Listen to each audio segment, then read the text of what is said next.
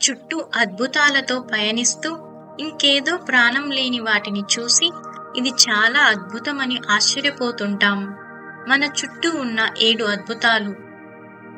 తల్లి, మనల్ని ఈ లోకానికి పరిచయం చేసిన వ్యక్తి, మనకు జననం ఇవ్వడానికి మరణం దాకా వెళ్ళి వచ్చిన తల్లి మొదటి అద్భుతం. తండ్రి, మన కళ్ళల్లో ఆనందాన్ని చూడాలని తన కన్నీళ్లను దాచేస్తాడు. మన పెదవులపై చిరునవ్వును చూడాలని తన కష్టాలను దాచేస్తాడు. దుఃఖాన్ని తాను అనుభవిస్తూ సంతోషాన్ని మాత్రమే మనకు ఇచ్చే తండ్రి రెండో అద్భుతం. తోడబుట్టిన వాళ్ళు మన తప్పులను వెనుకేసుకు రావడానికి, మనతో పోట్లాడటానికి, మనకు నేను ఉన్నా అనే ధైర్యం ఇవ్వడానికి వచ్చే బంధమే వీళ్ళు.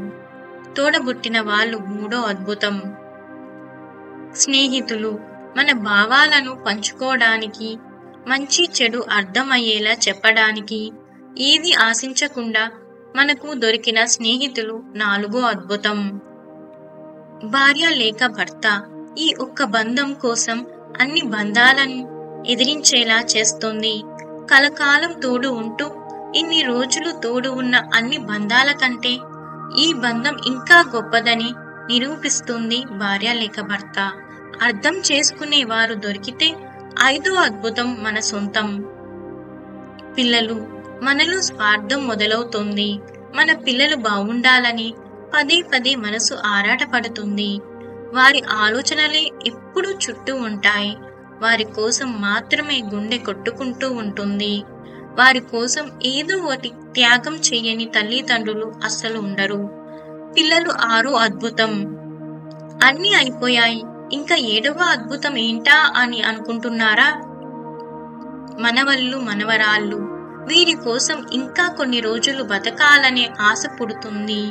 వీరితో కలిసి ఆడుకోవడానికి వయసుని మరిచి అద్భుతం మళ్ళీ పసిపిల్లలం అయిపోతాం. వీరు మన జీవితానికి దొరికిన 7వ అద్భుతం. ఇలా అద్భుతాలన్నీ మన చుట్టూ ఉంటే అక్కడెక్కడో వెళ్ళి వెతుకుతుంటాం. కాసింత ప్రేమ చాలు, ఇంకెన్నో అద్భుతాలు మన సొంతం అవుతాయి. చిన్న పలకరింపు చాలు మనల్ని ఆ అద్భుతంగా చూడడానికి. అందుకే అందరినీ చిరునవ్వుతో స్వాగతించి మరో అద్భుతాన్ని సృష్టించేద్దాం.